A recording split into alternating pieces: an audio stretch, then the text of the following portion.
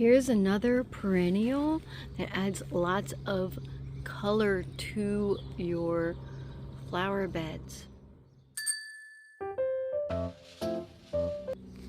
If you're like me when it comes to perennial gardens, you want things to bloom at different times.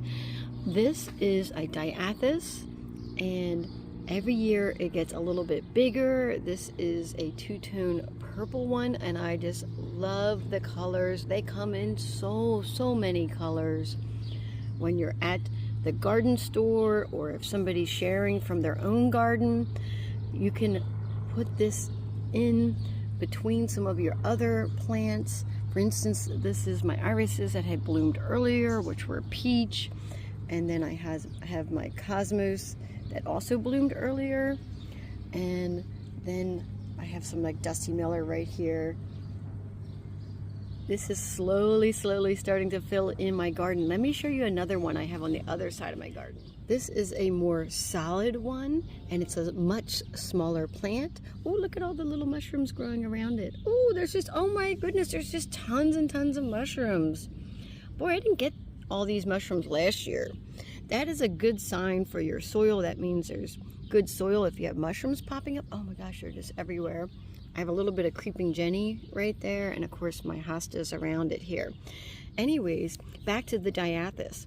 So it's a perennial, and it started blooming at the end of June. I'm in Michigan, southeast Michigan, and today is July 1st. So I just want to give you a time frame as to when to expect blooms. Depending on where you are, they could bloom earlier or later, and I think this will continue to bloom for a few more weeks yet.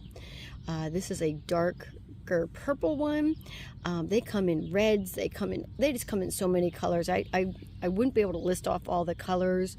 I just pick some of the ones that I like and put them into my garden. This one will get bigger each year and like fill in this spot here, along with the hostas. It'll slowly fill in. Let me just show you. This hosta was really tiny. Now look at it. I only have a little bit of room between the brick border and the fence back there. And see how this is all just filling in. Now back here where there's more shade back there, I have some hostas and some daisies back there. The daisies are not doing well at all. Too much shade. And I have some sedum back there. And of course I have to weed again. This is my constant battle with this part of the garden back here, is weeding. And so I'll do that. But the hostas are going to slowly fill this area in, and then I won't have to worry that much about it. I love all the different textures of them too. I didn't want to have just the hostas, even though I really like them. That's why I picked flowers like the Dianthus to go into. Oh, hold on, there it is. I knew I had a red one. Oh, you can barely see it. So I have this red one. I might have missed the blooms on this one. Maybe it'll bloom again, or a few more blooms yet.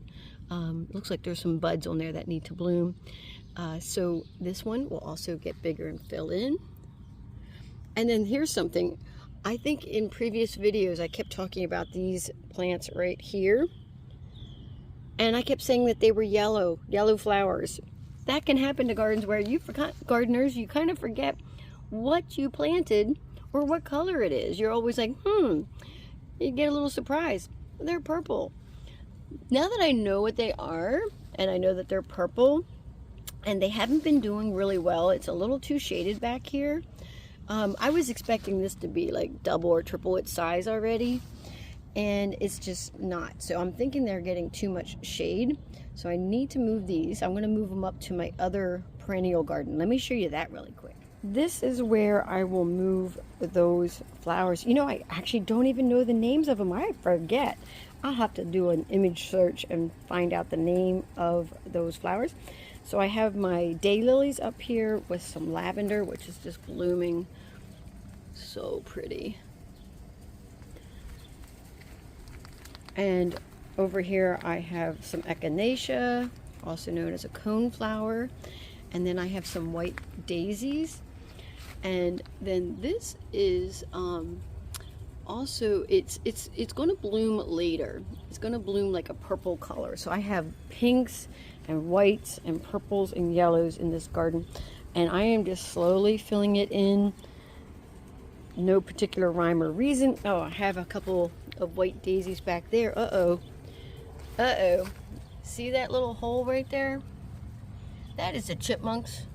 I think they might have almost killed my daisy off there. I got chipmunks digging holes in my garden. I like the chipmunks. I'm not going to do anything about them, but they do dig holes a lot in my garden. They probably have tons of tunnels underneath my flower beds. As I was walking back to show you the Dianthus again, here's another one of the purple ones, and it's growing up really good and tall. The good news about this is that I can divide these and put them throughout my other flower beds. So it's an easy one to, let it grow and fill in, and then if it gets too full in one area or you want to move it around, you can just dig up part of it and move it into a different area. That's what I love about perennials, and this is just another one that you can do that with. Happy gardening. Please subscribe to my channel. I have lots of other gardening tips and tricks. I have lots of other adventures. Check out my playlist to see where I traveled to.